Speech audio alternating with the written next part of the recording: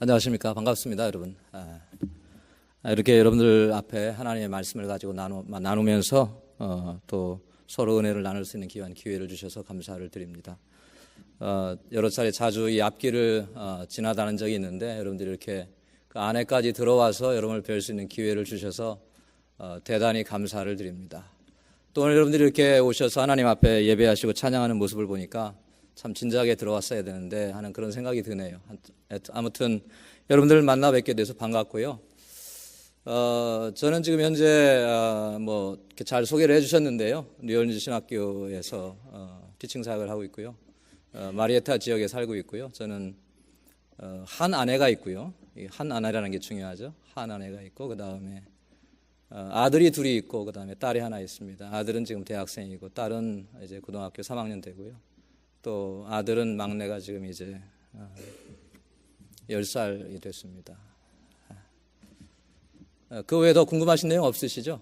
여러분들이 저를 부르신 이유는 뭐 설교하라고 불러주셨으니까 또 본문을 읽었으니까 오늘 말씀을 가지고 여러분들과 함께 서로 은혜를 나누는 그런 시간이 되었으면 좋겠습니다. 오늘 본문을 통해서 열 문화의 비유라는 제목으로 여러분들과 함께 말씀을 나누기를 원합니다.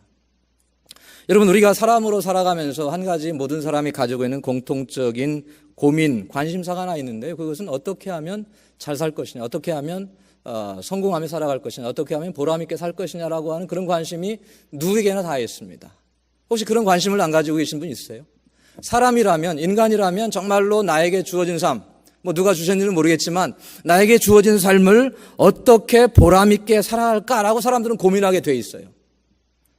또 믿지 않는 사람이 믿는 사람이나 마음속에 내가 정말로 이렇게 사는 것이 올바른 삶인가라고 고민하면서 사는 것이 사람의 모습이라고 할 수 있습니다. 이런 면에서 성경은 우리에게 많은 것을 제시해 주고 있습니다. 성경의 내용을 크게 두 부분으로 나누어 본다면 첫 번째는 교리 부분이고 하나님이 어떤 분이시냐, 예수님이 어떤 분이시냐, 구원을 어떻게 받느냐, 교리를 가르쳐주고 두 번째는 그 교리를 바탕으로 우리가 이 땅에서 하나님의 자녀로 어떻게 살아갈 것인가를 가르쳐주는 실천적인 책이라고 할 수 있습니다.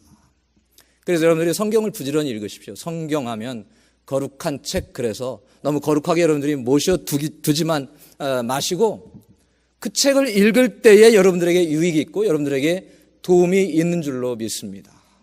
성경이 읽어야 합니다. 읽고 소화하고 여러분들이 그 말씀을 따라 살아갈 때에 삶에 도움이 있고 인도하심이 있고 삶에 지혜가 생기는 줄로 믿습니다.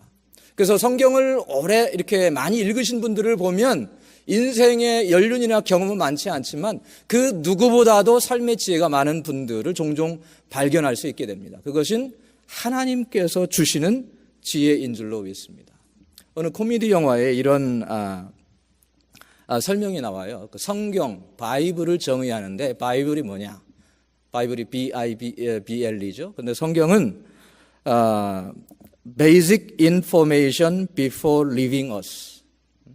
지구를 떠나기 전에 알아야 할 기본적인 정보가 성경이라고 그렇게 정의를 했습니다. 물론 재미를 위해서 그렇게 했겠지만 여러분들이 이 땅에 사실 때에 성경을 많이 아시고 성경을 배우시고 성경을 따라 사는 여러분들 되시기를 바랍니다. 떠난 다음에 알면 그때는 늦은 거예요. 그렇지 않습니까? 떠난 다음에 지구를 떠나서 성경을 배우겠다 그러면 그때는 이미 늦은 거예요. 지금 이 시간에 세상에 살아가실 때 열심히 여러분들이 하나님의 말씀을 배우시고 살아가는 여러분 되시기를 바랍니다. 본문에 여러분들이 함께 읽은 본문에 보면 열 문화의 비유가 소개되고 있습니다. 여기 문화라고 하는 것은 예수님 당시에 통용되던 화폐입니다. 돈입니다. 여러분, 성경은 거룩한 책이라서 돈에 관한 이야기가 별로 없을 것 같은데요. 돈에 관한 교훈과 가르침이 굉장히 많습니다. 그래서 여러분들이 돈을 어떻게 벌어야 하느냐, 돈을 어떻게 사용해야 하느냐라고 관심이 있으시면 성경을 한번 연구해 보세요. 그러면 아마 여러분들이 어떤 돈에 관한 분야의 전문가가 되실 수도 있어요. 굉장히 돈에 관한 가르침이 많습니다. 이게 문화가 돈인데 한 문화라고 한다면 오늘날로 치자면 약 4개월치에 해당하는 월급이라고 합니다. 그럼 그 월급의 액수에 따라서 약 10,000불 내지 20,000불에 해당하는 액수인데 그 당시의 화폐로는 굉장히 많은 액수의 돈이라고 할 수 있는 것입니다. 주인이 종들을 불러서 이 많은 액수를 한 사람씩 10사람에 각각 맡기는 겁니다, 여러분들. 맡기면서 장사하라라고 그렇게 이야기를 하고 멀리 떠나갑니다. 여러분, 이 비유를 예수님께서 주신 이유는 어디에 있느냐 하면 이제 잠시 후면 예수님께서 누가복음 19장을 지나서 이제 20장, 21장으로 가면 고난을 당하신 다음에 십자가에 못 박혀 죽으시고 장사 지낸 바 되시고 부활하셔서 어떻게 하시죠? 예수님께서 부활하시는 게 어떻게 하십니까? 어디로 가시죠? 하늘로 승천을 하시죠. 승천을 하신 다음에 하나님 보좌 우편에 앉아 계시다가 마지막 날에 예수님께서 다시 어떻게 하십니까? 다시 어떻게 하시죠? 재림하시죠. 여러분, 재림 다 믿으시죠? 예수님이 다시 오실 것을 믿으시죠? 예, 여러분들 아마 성경적인 기독교인이라서 다 믿으시는 줄로 압니다. 세상에는 재림을 믿지 않는 사람들도 많이 있어요. 여러분들. 그러나 예수님은 반드시 다시 오십니다. 그래서 예수님께서 지상에서 사역을 완성하시고 천국으로 가서 계시다가 다시 오실 때 그 기간 동안 남아있는 하나님의 백성들이 이 땅에서 어떤 모습으로 어떻게 살아가야 할 것이냐 하는 것을 비유를 통해서 말씀해 주셨다는 거예요. 그러므로 이 말씀은 당시 제자들에게나 당시 말씀을 듣는 사람들에게 주시는 말씀이 아니라 오늘날 우리 시대에 믿음으로 살아가는 하나님의 백성들에게 주시는 예수님의 교훈과 말씀이라. 어떻게 살아갈 것이냐에 대한 해답으로 주셨다는 사실을 여러분들이 믿으시기를 바랍니다. 그 이야기는 간단합니다. 비유는 간단합니다. 물론 봉독하기는 좀 긴 내용이지만 읽자면 2, 3분도 안 걸리는 아주 간단한 내용인데요. 이 비유의 내용은 상당히 심오하고 깊이 있는 내용인 것을 알 수. 왜? 어떻게 보면 여기에 인류 전체의 역사가 다 들어있는 거거든요. 이 모습대로 살아가느냐, 그렇지 않느냐에 따라서 우리의 영원한 운명이 결정될 수도 있는 거거든요. 그런 면에서 여러분들이 이 예수님께서 주신 문화의 비유를 잘 기억하시고 이해하시고 그 말씀의 요지를 따라서 사는 것이 굉장히 중요하다고 하는 것입니다. 제가 그 중요성을 여러분들에게 다 설교를 하면서 다 설명해 드릴 수 있을지는 모르겠습니다. 그러나 바라기는 성령님께서 여러분들의 마음에 함께 하셔서 정말로 나도 이런 삶을 살아가야 되겠다라고 하는 확신이 말씀을 듣는 가운데 여러분들의 마음속에 다시 한번 불릴 듯이 솟아나는 그런 시간이 되기를 간절히 바랍니다. 본문에는 10명의 종들이 등장합니다. 그런데 이 10명의 종들은 바로 우리를 지칭하는 거예요. 그리고 떠나가는 주인은 바로 예수님을 의미하는 것입니다. 예수님께서 이제 구원의 사역을 마치시고 하늘나라에 가십니다. 그리고 나중에 만왕의 왕으로 만주의 주로 다시 오실 때가 있습니다. 그때까지 이 10명의 종과 같이 하나님께서 맡겨주신 것을 가지고 너희가 이렇게 살아야 한다라고 우리에게 말씀해 주고 있는 것입니다. 그래서 여러분들이 살아가실 때의 인생이 뭐냐, 삶이 뭐냐, 하나님께서 주신 여기 있는 지침을 따라서 열심히 사는 거예요. 사는 겁니다. 여러분, 톨스토이의 러시아의 대문호라고 하는 톨스토이 잘 아시잖아요. 이분이 인생이라는 무엇인가 라고 하는 그런 책을 썼습니다. 근데 이분이 작가인데 기독교 신앙을 접하고요. 이 중에 나중에는 이제 교훈적인 글, 성경적인 글, 그런 이야기를 썼거든요. 그러니까 집에서 아내에게 많이 잔소리를 들었습니다. 제발 그런 교훈적이고 설교 같은 이야기만 하지 말고 좀 재미있고 사람들의 상상력을 자극하는 그런 글을 써야 좀 책도 많이 팔리고 돈을 벌 게 아니냐. 집에서 많이 그렇게 어려움을 당했어요. 그러나 자기 확신이 이거라고 생각을 하니까 여러분 인생에 관한 성경적인 그런 이야기들을 많이 기록을 했습니다만 그 책에 이런 이야기가 나옵니다. 어떤 젊은 사람이 길을 가다가 숲속에서 사자가 달려나오는 그런 사자를 만났습니다. 갑자기 피할 길이 없어서 이 젊은이가 우물을 발견하고 우물 속으로 즉시 가서 이제 거기에 보니까 우물 속에 칡덩굴이 자라서 그렇게 쭉 뻗어 있습니다. 그래서 그것을 잡고서 중간쯤 내려갔습니다. 정신을 차리고 우물 아래를 바닥을 내려다보니까 그 바닥에 물이 없는데 거기에 독사들이 우글거리고 있는 겁니다. 위에는 으르렁거리는 사자가 아래를 내려다보고 있고 그 다음에 아래에는 독사들이 지금 울거리고 있는, 올라갈 수도 없고 내려갈 수도 없는 그런 아주 절박한 상황 속에 이 젊은 사람이 이 칡렁쿨을 하나 매달고 그렇게 달려있는 것입니다. 근데 갑자기 이렇게 애쓰고 있는데, 고민하고 있는데 벽에서 흰지와 검은지가 나와서 이 붙잡고 있는 칡렁쿨을 갉아먹기 시작을 하는 거예요. 물론 이 흰지와 검은지는 시간을 상징해, 낮과 밤을 상징해서, 여러분 낮과 밤이 흘러가면서, 시간이 흘러가면서 우리의 생명이 단축되잖아요. 그렇지 않습니까? 그러면서 언제 이 칡령꿀이 떨어져서 끊어져서 이제는 바닥으로 떨어져서 독사에게 물려 죽을는지 알지 못하는 절박한 상황이 바로 인생이라고 그렇게 이야기를 합니다. 그런데요, 이야기가 거기서 끝나는 게 아니라 이 젊은이가 그런 고민스러운 상황 속에서 위를 보니까 거기 우물 곁에 큰 나무가 있어요. 근데 큰 나무 위에 그 꿀벌들이 벌집을 지어놨는데 벌집에서 꿀이 우물 속으로 한 방울씩 떨어지는 거예요. 그래서 젊은이가 매달려서 꿀을 한 방울씩 혀로 받아 먹으면서 야, 참 달달하고 하면서 자기의 그런 절박한 상황을 잊어버리는 모습, 그게 인생이다, 삶이다라고 설명을 합니다. 그 뭐냐면 사람들이 살아가면서 세상의 어떤 유익, 세상의 즐거움, 세상의 쾌락 또는 돈이 주는 유혹, 그런 것에 취해서 자기가 처해 있는 절박한 상황을 잃어버리고 살아가는 모습을 빗대어서 하는 이야기라고 할 수가 있어요. 요나단 에드워드라고 하는 19세기에 아주 유명한 설교가가 있었거든요. 18세기에. 이분이 그 유명한 설교 중에, 그 부흥시대의 설교 중에 진노하시는 하나님의 손안에 있는 죄인들이라고 하는 그런 설교를 했는데, 거기에 보면 이 사람이 불구덩이에 곧 떨어져서 죽게 되는 거미와 같아요. 거미가 불구덩이가 있는데, 타오르는 유황불로 타오르는 불구덩이가 있는데 그 입구에 거미가 거미줄을 쳐놓고서 거기서 먹이를 기다리고 있어요, 여러분. 근데 언제 실수해서 떨어지면 소멸돼서 없어질 것이 그런 거미와 같은 인생이 바로 존재가 바로 인생이라고 그렇게 이야기를 합니다. 우리는 참 절박한 삶을 살아가는데, 절박한 상황 속에 있는데 사람들은 그 절박성을 잃어버리고 세상이 주는 재미에 취해서 그렇게 사는 것이 우리의 모습이라는 겁니다. 그런 삶을 살아가면 우리가 허비하고 낭비하고 인생을 다 살고 나서 내가 헛살았구나, 내가 잘못 살았구나라고 하면 그게 여러분 돌이킬 수도 없고 그런 난감한 상황이 어디에 있겠습니까? 그래서 그렇게 살면 안 되니까 예수님께서 비유를 통해서 내가 올 때까지 너희는 이렇게 살아야 한다라고 하는 점을 말씀해 주셨습니다. 어떻게 보면 이게 정말로 우리에게 주시는 인생의 해답이라고 볼 수가 있어요. 여러분, 첫 번째 이 비유를 통해서 여러분 우리가 배울 수 있는 교훈은 뭐냐면, 우리에게 있는 모든 것이 다 우리의 것이 아니라 맡겨진 거라는 거예요, 여러분. 여러분에게 많은 것들이 있습니다. 그렇지 않습니까? 저는 여러분들이 뭘 가지고 계신지 잘 모르겠어요. 그러나 어쨌든 많은 것이 있습니다. 그렇죠? 가지고 계신 것이 없나요? 많은 것이 있는데 그 여러분이 가지고 있는 모든 것이 다 여러분에게 맡겨진 거라는 겁니다. 누군가가 여러분에게 위탁을 했다는 거예요, 여러분. 위탁을 했다.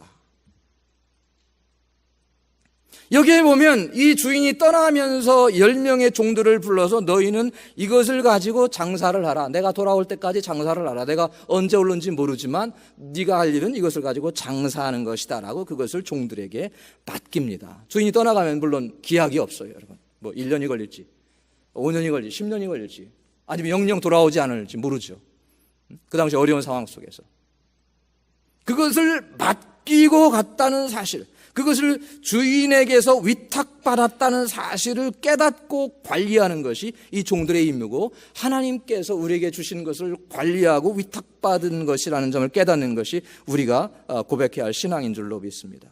그래서 내가 가지고 있는 것, 내게 있는 모든 것이 다 하나님의 것이다. 주님께서 맡겨주신 것이다. 하나님께서 나에게 맡기셔서 뭔가를 해보라고 하신 것이라고 하는 신앙 고백이 있을 때에 여러분이 올바른 출발점에 서 있는 거예요. 여러분, 인생을 올바로 살려면 출발부터 잘 돼야 되는 거죠. 그죠? 출발부터. 아무리 인생을 잘 사는 것 같아도 출발이 잘못되면, 출발점에서 시작을 안 하면 여러분 마라톤을 아무리 마라톤 선수가 잘 뛰어도 여러분 출발점에서 같이 땅 하고 출발을 해야 그게 올바른 경기가 되는 거지.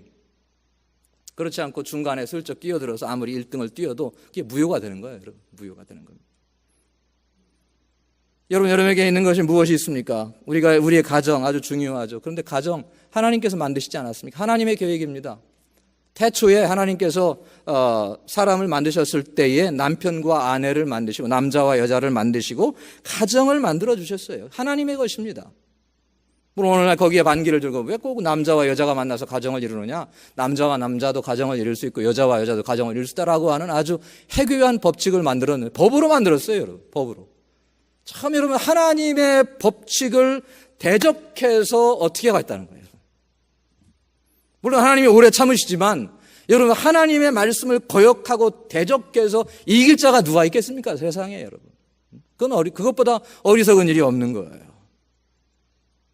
하나님께서 만드셨기 때문에 성경에서 보면 신앙인들이 남편으로서, 아내로서, 부모로서, 자녀로서 너희는 이렇게 살아라. 남편은 아내를 사랑하고, 아내는 남편을 존경하고, 자녀는 부모를 존경하고, 또 부모는 자녀를 주의 교환과 훈계로 양육하는 것이 너희들이 할 일이다, 너희들의 모습이다라고 그렇게 주신 것은 가정이 하나님의 것이기 때문에 그렇습니다. 하나님의 것이 아니라면 하나님께서 거기에 대해서 괜히 왜 성경의 지면을 그렇게 늘려가면서 말씀하실 필요가 있겠습니까?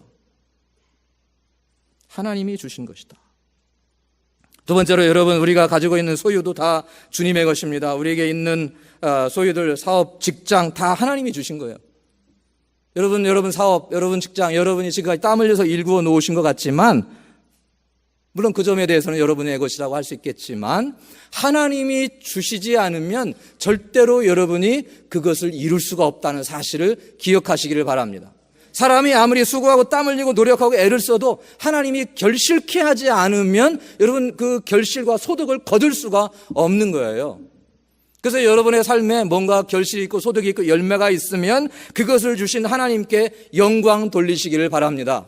이게 내 거다, 내가 이룬 거다, 내가 땀 흘려서 이룬 거다. 물론 여러분이 땀 흘린 것에 대해서는 칭찬받으시고 여러분들이 인정을 받으셔야 되겠지만, 궁극적으로 하나님께서 주셨다라고 하는 사실을 인정하고 감사할 때에 하나님께서 그보다 더 큰 것을 주실 줄로 믿습니다. 그건 다 여러분들이 가정에서 경험하시죠. 자녀들이 있을 때 뭔가를 하나 주었을 때 자꾸 나누어주고 뭔가 그것으로 다른 사람들, 형제들을 이롭게 하고 부모를 즐겁게 하면 더 주고 싶지 않습니까? 하나를 줬는데 마치 자기 것처럼 막 그것을 내 것처럼 그래 나누지도 않고 혼자만 욕심 부리고 하면 있어도 이렇게 주고 싶지 않잖아요. 부모 마음이. 하나님 마음도 똑같은 거예요. 우리가 가지고 있는 소유가 다 주님의 것이다. 그래서 성경은 말하기를 우리가 먹든지 마시든지 무엇을 하든지 다 하나님의 영광을 위해서 해야 한다라고 말씀해 주셨어요. 먹든지 마시든지 무엇을 하든지 다 하나님의 영광을 위해서 하라. 예외가 없습니다. 또 성경은 우리에게 보물을 하늘에 쌓아두어라 라고 그랬어요. 어쩌면 우리가 사는 것이 보물을 쌓는 거죠. 보물 쌓기 하는 겁니다, 여러분. 뭔가 귀중한 것을, 소중한 것이라고 생각되는 것을 추구하면서 따라가는 것이 우리의 삶의 모습인데, 여러분은 어디에, 누구를 위해서 그 보물을 쌓고 계십니까? 우리 예수님은 그것을 보물에 쌓아라. 왜? 이 지상에 쌓는 보물들은 언젠가는 다 지나가고 없어지는 거거든요, 여러분. 예수님께서 말씀하셨죠. 지상에 쌓아놓으면, 창고에 쌓아놓으면 좀이 생기고 동록이 들어오고 때로는 또 도적이 훔쳐가기도 하고 없어져요. 그러나 하늘에 쌓아두면 여러분 그것이 하나님께 영광 돌리는 귀한 것이 되는 줄로 믿습니다. 소유가 하나님의 것이다. 세 번째는 우리 생명도 주님의 것입니다. 목숨보다 귀한 게 세상에 없어요. 그래서 여러분 사람에게는 죽는 게 제일 두려워요. 참 죽음이 없으면 좋겠는데 죽는 것이 제일 두렵습니다. 근데 목숨이 정말로 생명이 나의 것이라면, 영혼이 나의 것이라면 내가 원하는 순간에 죽을 수도 있고 내가 원하는 순간에 생명을 취할 수도 있고 혹은 나는 죽지 않겠다라고 결정을 하고 영원히 살 수 있어야 여러분의 것이라고 그렇게 주장을 할 수가 있어요, 소유권을. 그러나 여러분은 원치 않는 월, 일, 시에 태어나셔서 원치 않는 때, 예기치 않은 때, 여러분이 계획하지 않은 때에 주님 품으로 가시는 거예요. 그게 우리의 운명입니다. 그러면 여러분의 생명과 여러분의 영혼이 여러분의 것이 아니라는 것을 말씀하고 있는데, 그것은 분명한 사실인데 그것을 잃어버리고 망각하고 외면하고 내 것인 것처럼 내 마음대로 살아간다면 하나님 보실 때 얼마나 어리석은 일이겠습니까? 그럼 누가복음 12장 16절로 21절에 보면 거기 부자의 비유가 등장을 합니다. 예수님께서 참 사람들의 모습을 예수님은 너무도 잘 아셔요. 부자의 비유. 어떤 부자냐? 거기 본문에 보면 소출이 풍성하여 고민하는 부자가 있었어요, 여러분. 뭐 고민이 돼도 나도 한번 그런 사람이 되고 싶다, 여러분들이 뭐 그런 생각을 하실지 모르겠지만 뭐 부자가 되는 것은 문제가 없습니다. 근데 이 사람의 소출이 얼마나 많은지, 수입이 얼마나 많은지 자고 나면 재산이 그냥 뻥뻥 불어나는 거예요. 그래 봤으면 좋겠죠, 여러분. 자고 일어나면 수입이 막 이렇게 기하급수로 늘어나는. 근데 이 사람이 이제 어느 날 저녁에 자리에 누워서 그런 생각을 합니다. 내가 이제는 지금까지 이렇게 고생하고 땀을 애를 썼으니까 이제는 좀 쉬고 좀 인생을 즐겨야 되겠다. 19절에 이런 고백을 하라. 영혼아 여러 해 쓸 물건을 많이 쌓아두었으니 평안히 쉬고 먹고 마시고 즐거워하자 하리라. 이제는 좀 내가 쉬면서 인생을 좀 즐기자. 이거 쌓아놓은 것을 가지고 즐겨야 되겠다라고 생각하는데, 그때에 예수님께서 비유를 통해서 하시는 말씀은, 하나님은 무슨 생각을 하시느냐. 20절에 하나님은 이르시되 어리석은 자여 오늘 밤에 내 영혼을 도로 찾으리니 그러면 내 예비한 것이 네 것이 되겠느냐. 여러분, 우리가 애쓰고 수고하고 열매를 맺은 것을 누리는 은혜도 있어야 돼요, 여러분. 그렇지 않습니까? 여러분이 내 것이라고, 여러분의 소유라고 생각되는 것을 누리는 은혜를 여러분들이 경험하시기를 바랍니다. 왜냐하면 세상에는 열심히 애쓰고 수고하고 뭔가를 이루어 놓았는데, 정작 내가 다 고생을 해서 이루어 놓았는데 그 수고의 결실을 내가 누리지 못하고 다른 사람이 나 대신 누리는 경우가 허다하거든요, 여러분. 막 그런 경험을 하신 분들도 있어요. 얼마나 참 이게 고통스러운 거예요. 내가 누려야 되잖아요, 내가. 근데 그 은혜를 누가 주시느냐? 하나님이 주시는 줄로 기억하시길 바랍니다. 그래서 여러분들이 열심히 애만 쓰지 마시고, 하나님 나이가 이것을 누릴 수 있도록 하나님 앞에 합당한 모습으로 이것을 사용할 수 있도록 지혜를 주십시오라고 하나님의 인도하심을 구하시면 하나님께서 여러분의 수고로 결실한 것을 꼭 누리도록 해 주실 줄로 믿습니다. 딴 사람만 좋게 하는 거예요, 딴 사람만. 딴 사람. 물론 딴 사람을 좋게 한 것으로 뭐 만족하고 기뻐하면 좋겠지만, 여러분 인생 자체는 주님 앞에서 뭐가 되는 거예요? 아무것도 없는 거잖아요. 여러분, 또 하나님께서 우리에게 맡겨주신 것이 있습니다. 그것은 어쩌면 우리의 생명보다 더 중요한 것인데, 그것이 바로 복음이고 하나님의 나라인 줄로 믿습니다. 여러분, 왜 우리가 우리의 생명이 이 땅에서 지금 이렇게 살아가도록 조건 지어져 있느냐? 뭐 그런 생각 가끔 하지 않습니까? 내가 예수도 믿고 이제 구원도 받았고 구원의 확신도 있고 이 땅에 사는 것이 참 눈물뿐이고 수고뿐이고 뭐 다 없어질 것 내가 위해서 살아봤자 뭘 하겠느냐라고 생각해서 주님께서 왜 나를 빨리 안 데려가시나, 그런 생각을 하시는 분이 있는데요. 여러분이 이 땅에 구원받고 남아있는 이유는 뭐냐 하면, 하나님께서 여러분을 통해서 이루실 사명이 각자 있다는 거예요, 여러분. 그 사명이 이루어지고 완성되기 전까지는 절대로 여러분이 이 지상을 떠날 수가 없어요. 그러니까 예수 믿는 사람들은 죽는 거 걱정할 필요가 없습니다, 여러분. 때가 되면 여러분이 하나님 앞에서 주신 사명을 이루면 하나님께서 그때 이제 가자고 데려가시는 거지, 여러분 그 전까지는 절대로 여러분이 지상을 가고 싶어도 못 가요, 여러분들이. 그래서 여러분의 할 일은 뭐냐 하면, 이 땅을 위해서 하나님께서 나를 구원해 주셨으니까 이제는 내가 하나님을 위해서 어떻게 살아갈 것인가를 고민하면서 그 일을 열심히 하는 것이 여러분의 삶의 모습인 줄로 믿습니다. 사도 바울도 그랬잖아요. 여러분, 사도 바울이 얼마나 삶의 고민이 어려움이 많았습니까? 괜히 무고하게 박해를 당하고 채찍에 맞고 감옥에 갇히고, 여러분 돌 맞음도 당하고 바다에 파손당해서 바다에 사장될 뻔도 하고, 얼마나 정말로 무고하게 고통을 당합니까? 차라리 그래서 그냥 하나님께 가는 게 좋겠다. 얼마나 좋습니까? 그러나 하나님께서 나를 지상에 남겨두어서 이런 것을 경험하게 이유는 아직 내가 복음을 전해야 할 사람들이 남아있기 때문이라고 하는 점을 확신하고 사도 바울은 그 일을 위해서 전력을 했습니다. 전력을 했어요. 그 일을 위해서.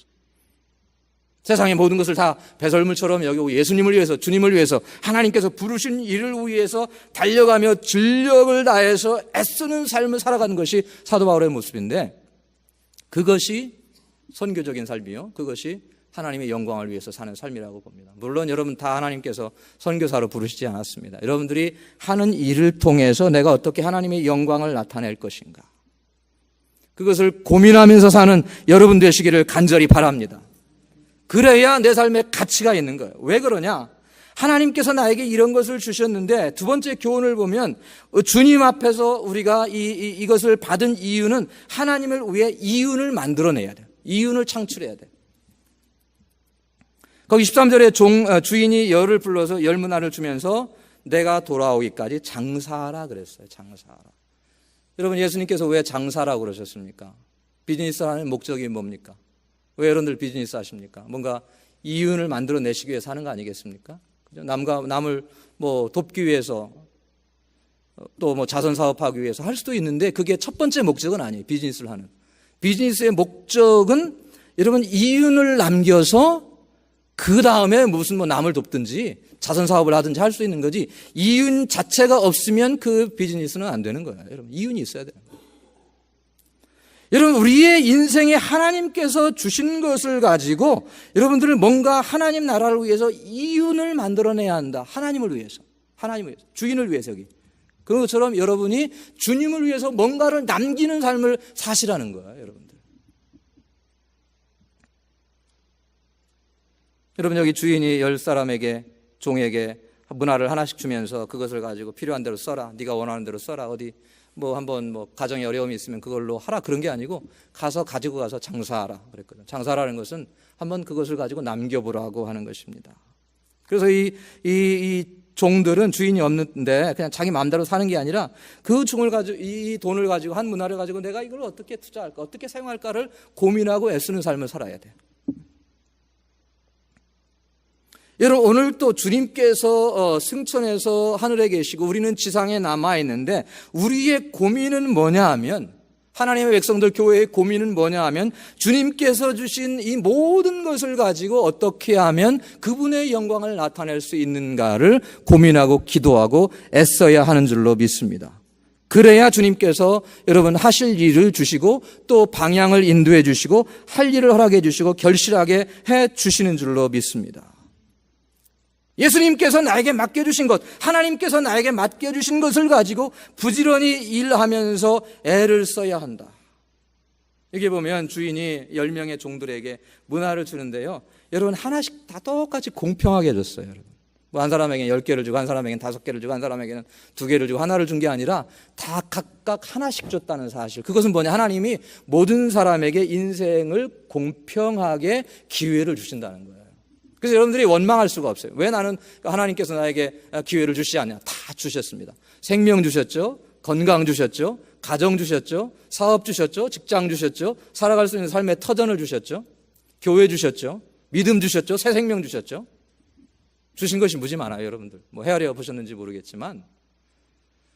그러면 그것을 가지고, 똑같이 주신 은혜를 가지고 열심히 일할 때에 하나님께서 기뻐하시는 것이다. 여기 보면 종들이 받아서 다 종들이 각기 다르잖아요. 그죠? 여기 보면 첫 번째 종, 두 번째 종은 10개를 남기고 5개를 남겼는데, 또 세 번째 종은 하나도 남기지 않았어요. 어쨌든 주님 앞에서 우리가 열심히 일하고 뭔가를 남기는 삶을 사는 것이 하나님의 나라를 위해서 유익되게 하는 것이 우리가 지상에서 할 일이라는 사실, 여러분들이 기억하십시오. 그래서 여러분들이 어떻게 살아야 되느냐, 주님을 위해서 뭔가를 남겨보세요. 여러분에게 있는 것을 가지고, 뭐 작은 것이지만 그것을 위해서, 주님을 위해서 영광 돌릴 때에 하나님이 영광 받으시는 거예요.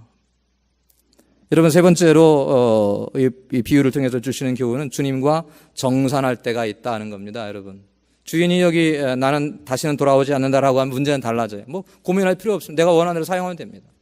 주인은 꼭 돌아와요. 비유에 보면 13절에 보면 이르되 내가 돌아오기까지 장사하라. 그리고 15절에 보면 귀인이 왕위를 받아가지고 돌아왔습니다. 여러분, 뭐 안 돌아왔으면 뭐 좋겠다고 생각하는 사람들 있었겠죠. 그러나 돌아왔어요. 여러분, 우리의 삶에 하나님 앞에서 여러분이 인생을 살다가 여러분은 이제 주님이 다시 오실 때에 주님 앞에서 여러분의 인생을 정산할 때가 있다는 거예요. 여러분, 정산할 때가 있다. 뭐 사업하시는 분들, 직장생활 하시는 분들 다 아시잖아요. 연말 되면 연말 정산해야 되잖아요. 또 여러분들 한 해가 지나면 4월 달까지 또 세금 나라에 대해서 세금 정산해야 되잖아요. 뭐 세금과 죽음은 뭐 피할 수가 없다고 그러는데 정산할 때가 있는 거예요. 세상 삶도 그런데 여러분, 하나님 앞에서 우리의 삶도 마찬가지입니다. 하나님께서 우리를 만드시고 구원해 주시고 은혜 주시고 인도해 주시고 축복해 주셨는데 그냥 괜히 그렇게 하신 것이 아니라 나중에 한번 계산해 보기 위해, 정산하기 위해서 그렇게 하셨다는 사실. 그래서 돌아와서 은준 종들의 각각 어떻게 장사한 것을 알고자 하여 저희를 불렀다. 어떻게 장사했는지 궁금해서 저희를 불러서 물어보는 거예요. 너 어떻게 장사했느냐? 너 뭘 남겼느냐? 너 어떻게 투자했느냐? 남긴 게 뭐냐? 이윤이 뭐냐라고 주인이 물어본다는 것입니다. 이게 당연한 거죠, 여러분들. 당연한 거죠. 근데 여기에 보면 첫째, 둘째, 첫째 종은 몇 개를 남겼습니까? 한 문화를 가지고. 몇 개 남겼죠? 여러분 다 성경 아까 읽으셨죠? 다 기억하시죠? 몇 개 남겼습니까? 10개 남겼습니다. 참, 이 사람이 유능한 사람이에요. 그렇지 않아요? 유능한 사람. 한 개를 맡겨주면 10개를 남길 줄 아는 사람.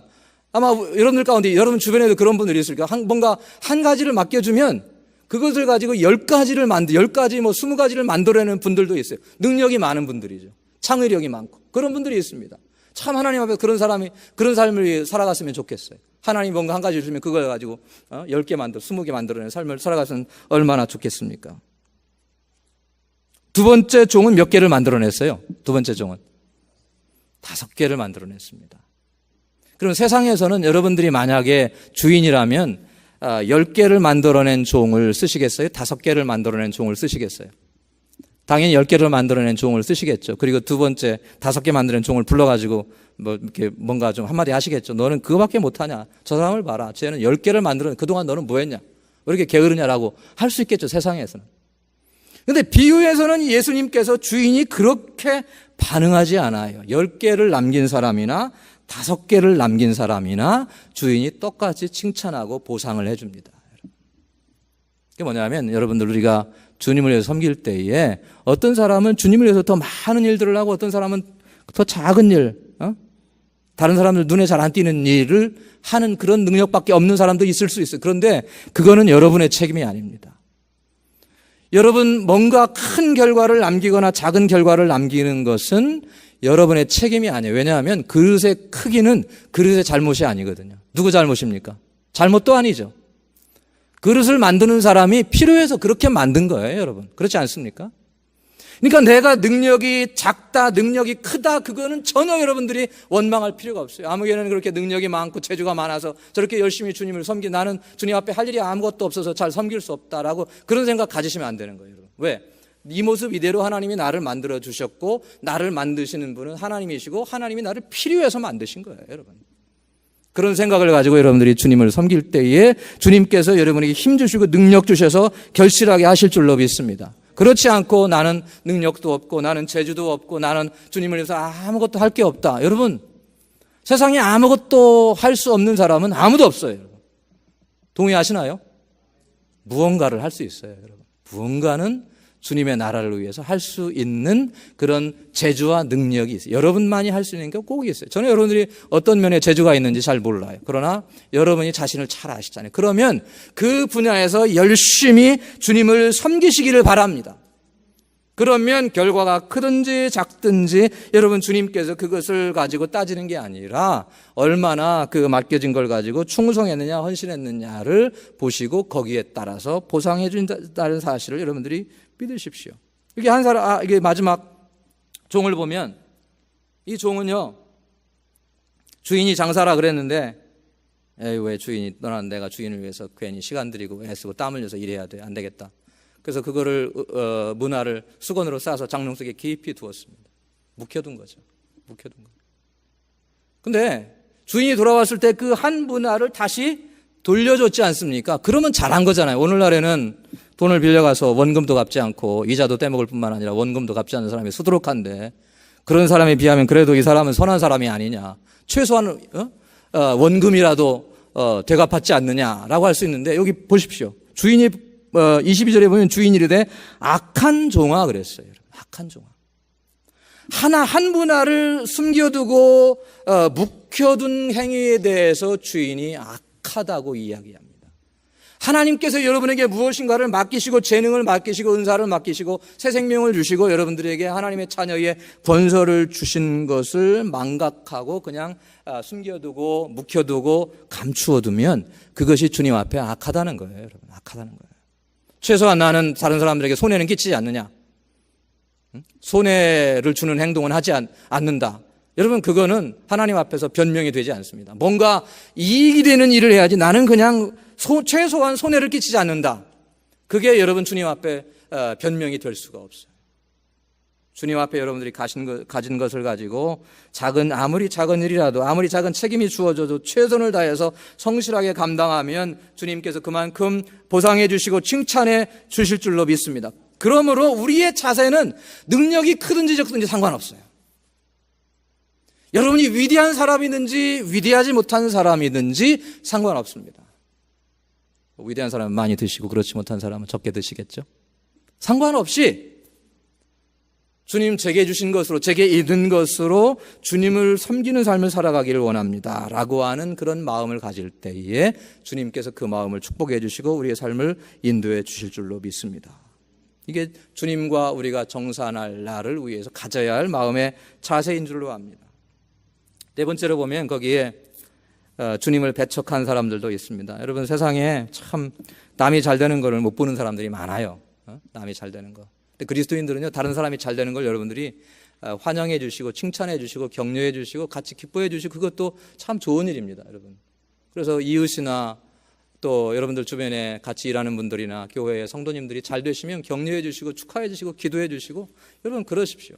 그게 바람직한 모습이 아니겠습니까? 근데 여기에 보면 주인이 지금 왕위를 받으러 먼 나라로 가는데 그 백성들이 그걸 원치 않았어요.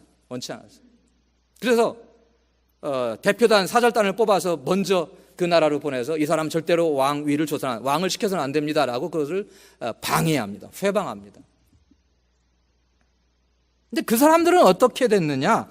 거기에 보면 여러분 27절에 보면 나의 왕됨을 원치 아니하던 저 원수들을 이리로 끌어다가 내 앞에서 죽이라 하였느니라 그랬어요. 내 원수들을 죽이라 그랬어요. 그래서 너무 좀 무자비하지 않느냐.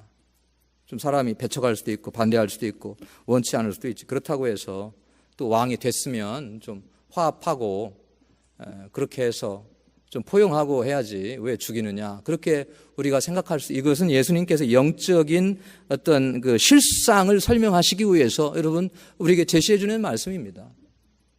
지금은 여러분 하나님 앞에 어떤 죄를 지어도 회개하고 돌이키면 예수님께서 받아주시고 용서해 주시고 씻어 주시고 하나님의 자녀 삼아 주시고, 그래서 여러분 용서받을 수 없는 죄인은 아무도 없어요. 지금 이 순간에는.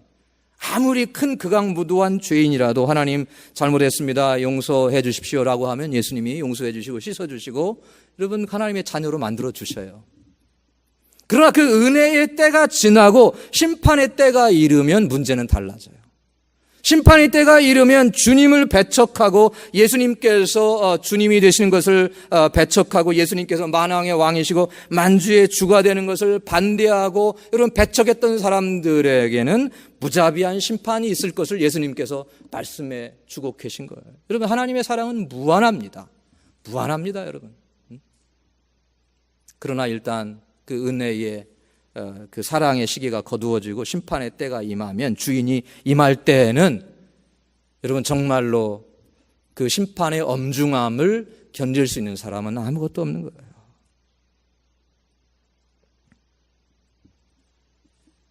지금은 자꾸 하셨지만 스티븐 올포드라고 하는 유명한 설교자가 계셨어요. 제가 이분이 유명한 전도자고 설교자였는데 이분의 설교를 연구해서 학위를 받게 되었는데요. 이분이 이런 아주 흥미로운 관증을 한 적이 있어서 여러분과 함께 나누기를 원합니다. 이분이 아프리카 콩고 오지에서 자랐습니다. 아버지는 영국에서 온 선교사였고 어머니는 미국에서 온 선교사였어요. 두 선교사가 오지 선교지에서 만나서 결혼을 해서 가정을 이루었습니다. 그래서 스티븐 올포드가 이런 환경 속에서 태어나서 선교지 밀림 속에서 자라 성장을 했습니다. 그 성장에서 교육을 받기 위해서 영국 런던으로 청소년 시절에 유학을 떠났습니다. 그런데 이 영국 런던에 가보니까 밀림 항상 눈만 뜨면 짐승들이 맹수들이 울거리는 그런 땅에 살다가 영국 런던에 가보니까 런던이 마치 지상의 천국과 같았습니다. 그래서 점점 기독교 신앙을 잃어버리게 됩니다. 그리고 엔지니어링을 전공하면서 모터사이클의 달인이 됐어요. 모터사이클 엔진 이렇게 만지고 또 모터사이클 다루다 보니까 모터사이클의 달인이 돼서 나중에는 이 모터사이클의 스포츠 선수가 됐어요. 선수가. 그래서 경기에 출전할 때마다 우승하게 되는 거예요. 그래서 사람들의 박수, 사람들의 갈채, 어떤 명성, 명망, 돈, 명예 그런 걸 다 얻으니까 어린 시절에 배웠던 기독교 신앙을 떠나게 됩니다. 간단히 말씀드리면 근데 어느 날 이 모터사이클 경기에 출전해 우승을 하고 기본적인 휘바람을 보면서 우승컵을 안고서 이제 집으로 모터사이클을 타고 돌아오는 도중에 길 중앙에 나 있는 돌멩이를 피하지 못하고 그것을 그대로 들이박아서 이 모터사이클과 스티븐 월프가 공중으로 붕 떠오르게 됩니다. 그리고 저 멀리 떨어져서 전신이 마비되는 그런 아주 큰 대형 사고를 경험하게 됩니다. 사람들이 급히 병원으로 데려가는데 의사가 하는 말이 이 사람은 더 살 가망성이 없으니까 뭐 길게 살아야 2주니까 집에 가서 평안히 죽을 수 있도록 그렇게 준비나 잘 해주라고 그렇게 치료도 하지 않고 보내주었습니다. 그래서 죽을 날만 침대에 누워서 이제 의식은 있으니까 눈만 멀뚱멀뚱 뜨면서 죽을 날만 기다리고 있는데 그때 이런 사실을 전혀 모르고 아프리카의 아버지가 아들을 걱정돼서 편지를 보낸 거예요. 그래서 이제 아들에게 좀 믿음 안에서 그래도 말씀대로 열심히 살아라 그런 말씀을 하는 편지겠죠. 그 편지의 내용 중에 아버지가 이런 글을 인용해서 썼습니다. 아들아, 이 세상의 모든 것은 다 지나간다. 그러나 오직 그리스도를 위해 한 일만이 영원히 남는다 라고 하는 이 문장을 인용을 해서 보냈습니다. 이 말을 들을 때 스티븐 월프드의 영혼에 회개가 찾아와가 지금까지 내가 주님을 떠나 살았구나. 세상에 취해 살았구나. 아까 우물속으로 떨어지는 꿀에 취해서 자신의 현실을 잊은 그런 젊은 사람처럼 내가 세상 명예 사람들의 박수갈채 취해서 살았구나 라고 하는 것을 깨닫고 그렇게 움직일 수 없던 사람이 갑자기 침대에서 침상에서 벌떡 일어나서 바닥에 무릎 꿇고 하나님 앞에 눈물 흘리면서 회개할 때 하나님께서 그 사람을 완전히 그 자리에서 치료해 주셨어요. 그래서 이분이 자기가 공부하던 모든 거 다 접어두고 나중에 그 당시에 존경받는 목회자를 찾아가서 인도함을 받아서 신학을 공부하고 목회자가 돼서 약 60여 년 동안 하나님의 말씀을 증거하는 삶을 살았습니다. 여러분, 우리가 세상에서 여러분 하는 모든 것들, 가지고 있는 모든 것들은 다 지나갑니다. 여러분, 그렇지 않습니까? 다 아시잖아요, 여러분들.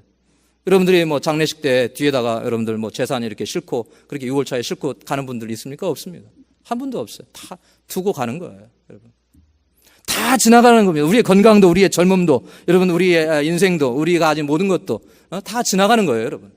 그러나 그 지나가는 것을 가지고 여러분들이 주님을 위해서 어떻게 사용하고 살았느냐, 그것만 남는다는 겁니다, 여러분. 남는다는 거예요. 혹시 여러분들 가운데에 주님과는 관계없이 나에게는 인생의 자원들을 허비하거나 낭비하거나 그냥 묵혀두고 사는 분들은 없지 않습니까? 여러분들이 주신 것이 있으면 주님을 위해서 사용하십시오. 주님께서 맡겨주신 직분이 있으면 최선을 다해서 충성하십시오. 그러면 하나님께서 그것을 통해서 영광 받으시고 여러분 주변에 있는 분들이 유익을 누리고 교회가 유익을 누리고 그런 교회가 될 수 있는 것입니다. 마지막으로 이 자리에 과거에 혹은 지금 이 순간에도 주님을 배척하고 등을 돌리고 멀리하고 예수님께서 주님 되심을 아직도 받아들이지 못하면서 사시는 분은 계시지 않습니까? 여러분, 우리가 살아가면서 인간관계가 멀어질 때도 있어요. 사실 가족들도 그렇고요, 친척들도 그렇고 친구들도 그렇고요, 또 동료들도 그렇고 또 교인들 간에도 때로는 관계가 소원해질 수 있습니다. 그러나 여러분이 이 관계를 소홀히 하거나 무시할 수 없는 한 분이 있는데 그분은 예수 그리스도라는 사실을 여러분들이 기억하십시오.